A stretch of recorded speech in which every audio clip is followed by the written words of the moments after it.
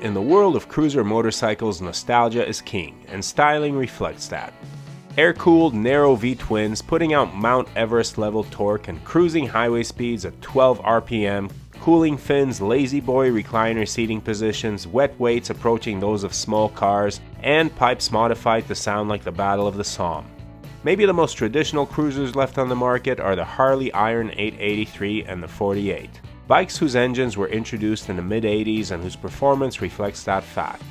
And alas, they are on their way out, no longer being officially classified as Sportsters, as that name has gone over to the Sportster S and the Nightster.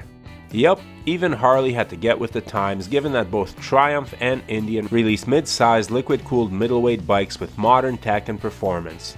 I recently released a video discussing the top middleweight cruisers, link in the top right corner, and noted that most of the 975 to 1200cc cruisers on the market these days make an attempt to look and sound traditional, with a couple of major exceptions, one of them being the Honda Rebel 1100, which gives zero Fs about trying to look like a refugee from the 1950s, and even offers an automatic gearbox like the one on my tester.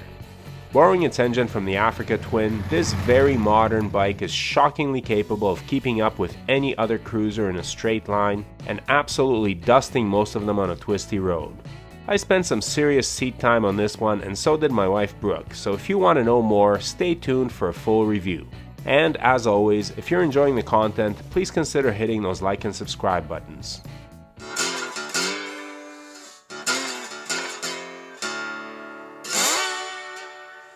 The Honda Rebel has a long and illustrious history as a beginner bike. Untold numbers of riders started their motorcycling journeys on the old Rebel 250, perhaps the most beginner-friendly starter motorcycle of the last few decades. Low seat height, lightweight, no real power to speak of. More recently, Honda updated the 250 to 300, actually 286cc, and added a 500, actually 471cc. Both bikes were great beginner rides and kept the spirit of the original Rebels. However, this new Rebel 1100 is very far from a beginner bike. This is what happens to the 98-pound weakling when he pumps massive amounts of steroids. The Rebel 1100 packs the 1084cc 270-degree crank engine from the Africa Twin, which I also recently tested, link in the top right corner. This engine churns out 86 horsepower and 72 pound-feet of torque at the crank, 15 less than the Africa Twin due to the fact that it's tuned for torque. But that does not tell the whole story, because with power and torque, it's not what comes out at the crank, but what makes its way to the rear wheel.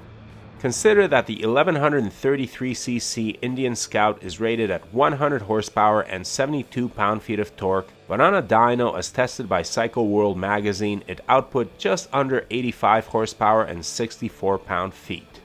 Now the Rebel, despite being down a theoretical 14 horsepower at the crank, managed just over 81 horsepower and 68 pound-feet, slightly down on horses and slightly up on torques. Why is this? Not sure, but the fact that the Rebel uses a more efficient chain versus the Indian's belt drive might help it transfer more power from the crank to the blacktop. And since the Scout weighs anywhere between 560 and 570 pounds wet, the Rebel's massive weight advantage, 487 pounds standard and 509 for the DCT, makes it faster. Hey, the Scout is no slouch, but having ridden both, the Rebel eats its lunch in the performance department. The Rebel uses throttle-by-wire, also sourced from the Africa Twin, which allows for cruise control, a very nice feature in this class, especially at the Rebel's price, but we'll get to that soon enough. Sound-wise, the 270-degree crank makes it sound like a snarly V-twin. And I found it quite a bit louder and more rumbly than the Africa Twin. But how is it on curves? Damn good, surprisingly good for a cruiser. So good you have to look down occasionally to remind yourself you're not on a sport naked. The suspension travel is generous with 4.8 inches in the front and 3.7 in the back. This when a lot of competing American brands give you 2 inches of travel in the rear shock. Gotta get used to this foot peg position. Oh my god! Alright, when they made this bike low, they didn't make it for bumps, I tell ya. Both front and back are preload adjustable, and despite the lack of other adjustments, I found the bike to be well planted while leaned over. Transitions are quick due to low for a cruiser weight, and the brakes, which weren't remarkably powerful, hold the Rebel down quickly from some exciting speeds. The Rebel offers Sport, Standard, Rain, and a customizable user mode, and they're pretty distinct. Rain mode is gentle as a lamb, and was the one that Brooke used on her test ride. Throttle response is mild, traction control is ramped up, and acceleration is leisurely. Standard is your normal, decently peppy mode with the transmission prioritizing fuel economy, though it doesn't tend to lug the engine the same way that the Africa Twin does. The Rebel feels lower geared than the Africa Twin, so that might be the reason for the lack of lugging. Sport mode feels like a whole different motorcycle, especially with the DCT. Power delivery is aggressive, the engine growls toward the red line, and the gearbox refuses to shift up until it's turning over at max power. On a tighter twisty road, the Rebel seems to want to stay in third as it sprints for the next corner where it uses its very good for a cruiser 35-degree lean angle to nail the apex at max speed. As stated before, this bike is geared low, so don't expect a huge top speed. Do expect extremely strong acceleration and stoplight to stoplight performance. The Rebel comes with a choice of manual or DCT transmission. The DCT version, which was the one I tested, weighs 22 pounds more and executes shifts seamlessly and instantly. Shifting in corners does not upset the bike, and between this motorcycle and the Africa Twin I just tested, I honestly started to get used to having the auto. For riders with arthritis in their hands, not having to work a clutch in traffic can mean the difference between riding and not riding. Newer riders might also appreciate not having to think about shifting, although if you absolutely want to shift, you can do so with buttons on the left handlebar. One of the weaknesses of the Rebel 1100, as well as most of the other middleweight cruisers in this category, is tank capacity. At 3.6 gallons or 13.6 liters, the tank is rather small. That, combined with the previously mentioned low gearing, limit the Rebel's range. After 200 kilometers or 125 miles, you're looking for a gas station, and it might be earlier if you ride it like I did.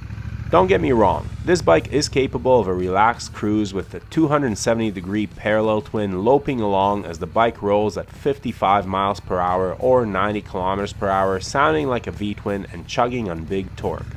But the temptation and capability for serious hooligan antics are always lurking behind every bend.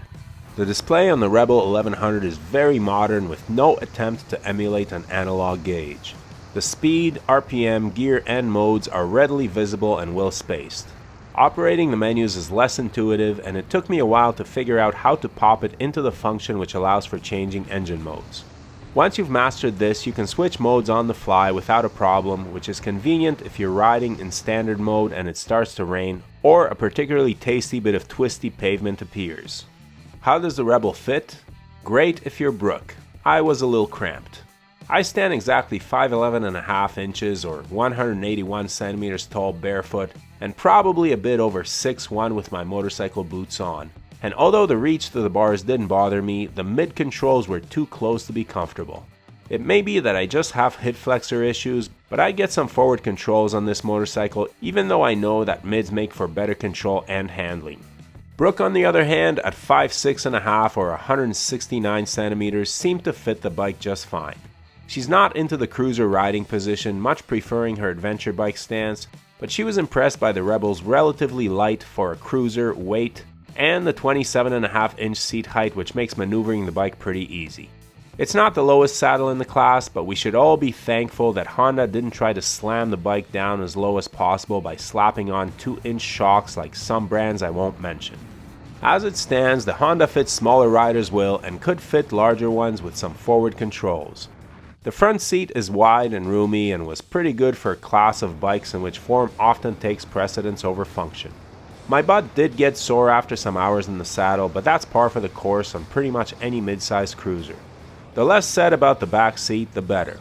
I gave Brooke one ride on the back of the Rebel, and that was enough for her. The rear pad is tiny and the passenger pegs are very high up because they have to clear that huge muffler. This results in your passengers' knees being up to their chin if they're even a little bit tall. Short 2-up hops are fine. For longer distances, consider this a one-person bike. Now, looks are high up on the priority list of many buyers in this motorcycle category, and in the looks department you have two choices, retro or modern muscle. Bikes like the Harley 48 aren't just retro, they are literally old designs with their engines dating back to the mid-80s. Bikes like the Triumph Bonneville Bobber are modern, but are trying to look like they're from the 50s or 60s. The Rebel takes a different approach and goes full modern muscle cruiser. No attempt to hide the radiator and related liquid cooling hoses here. No wire spokes, tractor seats, traditional tanks, analog displays, cooling fins, or V-twins for that matter. The Rebel looks mean because it is mean. Very un-Honda-like actually. It is sportier, lighter, and faster than most of the competition, which it will promptly leave for dead on a twisty road, and it's not trying to look like another brand, like other Honda cruisers from the past. And I'm grateful for that, but I'd still like to see some more prettying up of the engine and its plumbing. Boy, you can tell this is an adventure bike engine which was meant to be felt and maybe heard but not seen. It is very industrial but not pretty. And that's the Rebel's look, industrial and purposeful, not pretty. It looks like what it is, a muscle cruiser. It grew on me over time, and I've come to appreciate the exposed frame, bobbed rear fender, cool mag wheels, and mix of matte and glossy finishes which contrast nicely. In addition to the black one I had, there is also brown and red with no additional price for any color options. Refreshing in a class in which manufacturers can charge hundreds or even thousands of dollars for splashing of different color paint on the tank and fenders. And so we come to the price. In the United States, the Rebel costs $9,400 for the manual and 10 Gs for the DCT. In Canada, those respective prices are $13,200 manual and $14,200 DCT. Somewhat steep given the exchange rate. Weird that when I bought my Tenere 700, the US price was $10,000 with the Canadian price at $12,400. Yet a manual Rebel is $600 less than a Tenere in the US and $800 more in Canada. Maybe Honda thinks it will sell more Rebels in Canada. It'll definitely sell quite a few in Europe, where sportier cruisers are more in demand than the traditional slow and heavy kind. Regardless of the Canadian-US price dynamics, the Rebel undercuts all of its direct competitors in the class by thousands of dollars. It is 2/3 the price of a new Harley Sportster Nightster while being almost identical in specs, dimensions, and performance. And the Rebel is considerably lighter and better handling than most of the other bikes in this class. Hard to argue with all these advantages, especially at that price. So how do I sum up the Honda Rebel 1100? If you want traditional, look elsewhere. If you want a muscle cruiser at a very accessible price, welcome to your ride. And if you want an automatic cruiser, this is your only choice. I've enjoyed some laid-back cruising on this bike while admiring the bucolic scenery, but I've enjoyed tearing up the roads in very uncruiser-like fashion as well. Hell, with the accessories Honda offers for this bike, you can also turn it into a mini bagger. Though if you're going to tour on it, I'd recommend going with higher gearing to drop that highway RPM below 4,000. Ultimately, Honda is giving you a highly reliable and capable bruiser of a motorcycle at a price that crushes Harley's, Indian's, and Triumph's offerings. Yes, those bikes are nice and are considered premium, but they come with premium price tags. Does the Rebel name carry the same cachet? While a Rebel may bring to mind beginner bikes of yore, this one is definitely not your grandpa's Rebel. It's got a surprising amount of attitude while still enjoying that Honda reliability and dealer support. Again, if you're interested in this class of motorcycles, check out my mid-size cruisers comparison and please leave a comment below to let me know which bike in this class appeals to you the most. Thanks for watching, ride safe, and enjoy that summer weather.